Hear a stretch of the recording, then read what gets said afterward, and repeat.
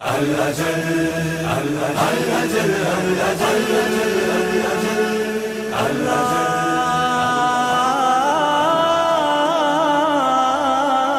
اللهم عجل وليك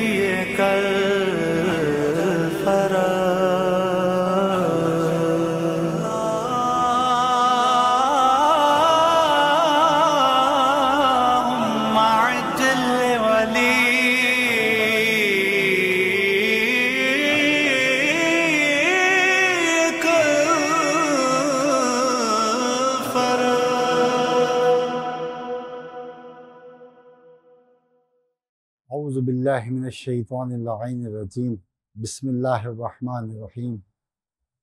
الحمد للہ رب العالمین والعاقبۃ للمتقین والصلاة والسلام علی نبینا محمد صلی اللہ علیہ وآلہ وسلم سیما علی بقیت اللہ العظم اما بعد فقد قال اللہ تعالی فی محکم کتابہ المجید وفرقان الحمید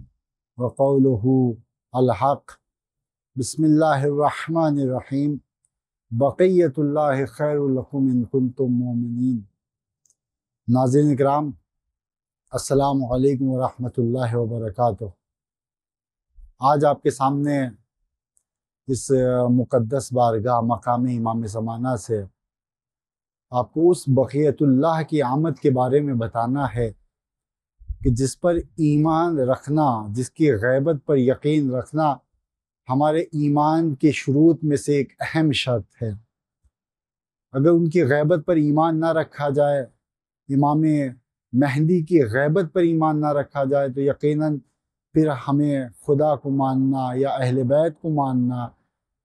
حتیٰ کہ مولا کائنات کو بلا فصل خلیفہ ماننا بھی کوئی فائدہ نہیں پہنچائے گا، کیونکہ ہماری اصل یہ ہے کہ ہم بارہ کو مانیں تبھی ہم نجات پائیں گے۔ اور غیبت امام زمانہ ایک اہم شرط ہے، اور ائمہ نے بہت زیادہ تاکید کی ہے اس بارے میں کہ غیبت پر یقین رکھیے، اور یقیناً ان پر غیبت پر یقین رکھنے کا پھر ثواب اور اہمیت و عظمت بھی معصومین نے اس قدر بیان کی ہے کہ جس سے انسان کو اپنی اہمیت کا اندازہ خود ہو جانا چاہیے۔ تو آج اسی عظیم امام جو کہ بقیت اللہ ہیں، ان کی آمد کے بارے میں آپ کو بتانا چاہتا ہوں۔ سن 255 ہجری تھی، سرزمین سامرہ، روز جمعہ، وقت فجر، اور اس موقع پر اس کائنات کو منور کیا ہے امام زمانہ۔ اگر باریکی بتانا چاہوں تو جیسا کہ علماء بیان کرتے ہیں کہ اس بات کی خبر عام نہیں ہوئی تھی، اس لیے کہ امام حسن عسکری علیہ السلام کی جو پھوپھی تھی جناب حکیمہ خاتون،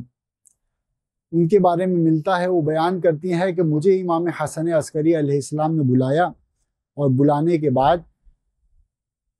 کہا کہ اے پھوپھی جان، آج آپ میرے گھر پہ رک جائیے،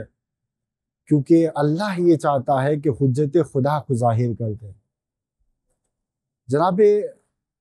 حکیمہ خاتون نے سوال کیا کہ اے حسن عسکری، یہ بتائیے کہ آپ کی کس زوجہ سے حجت خدا ظاہر ہوں گے؟ امام نے ارشاد فرمایا کہ میری زوجہ جناب نرجس خاتون سے ظاہر ہوں گے۔ یہ کہنا تھا کہ جناب حکیمہ خاتون کہتی ہیں کہ اے بیٹا،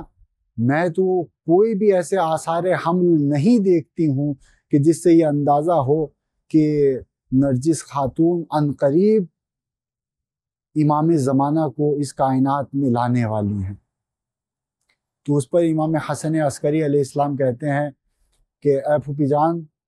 میری بیوی کی مثال اور میرے بیٹے کی مثال جناب موسیٰ کی ماں کی طرح ہے۔ جیسے جناب موسیٰ کو آثار حمل خدا نے نہیں ہونے دیا تھا، ان کے آثار حمل کو ظاہر نہیں ہونے دیا تھا، ویسے ہی میری بیوی کے آثار حمل کو خدا نے ظاہر نہیں ہونے دیا۔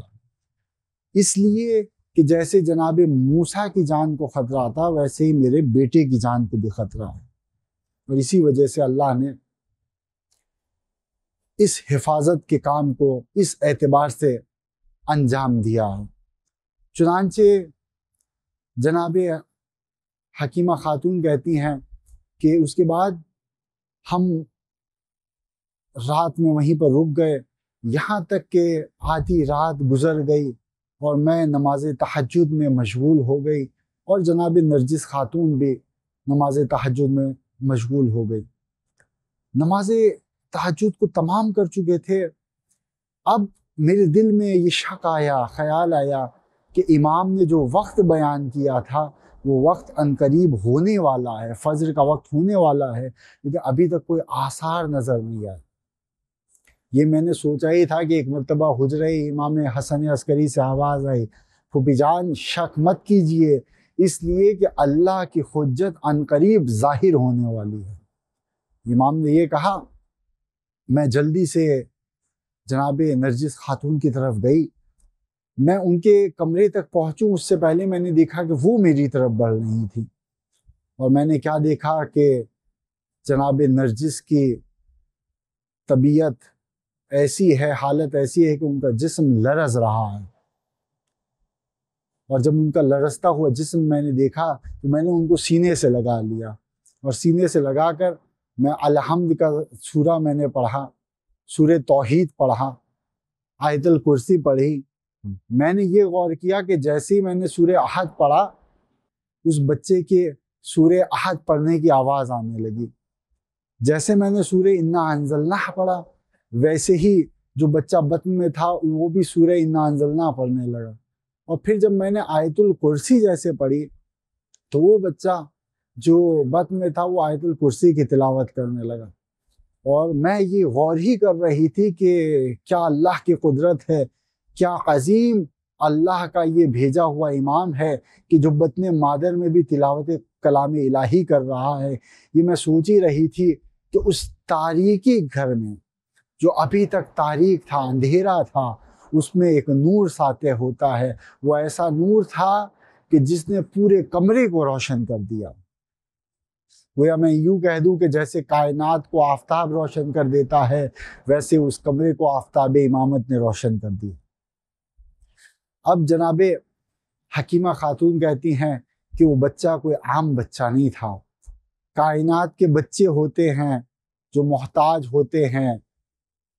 کہ ان سے کچھ چیزوں کو جدا کیا جائے، ناف بریدہ نہیں ہوتے ہیں،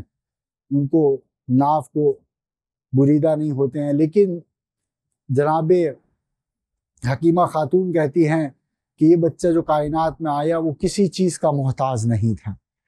حتیٰ کہ اس کے جسم کو دیکھ کر ایسا لگ رہا تھا کہ وہ غسل کا بھی محتاج نہیں ہے، ایسا صاف و شفاف بدن تھا کہ جس کو دیکھنے کے بعد یہ لگتا ہے کہ اس سے خوشبو آ رہی ہے، خوشبو محسوس ہو رہی۔ پھر میں ان کو امام حسن عسکری کی خدمت میں لے کے گئی، اور امام حسن عسکری نے آغوش میں لیا، اور آغوش میں لے کر ایک جملہ کہا کہ اے بیٹا کچھ سناؤ،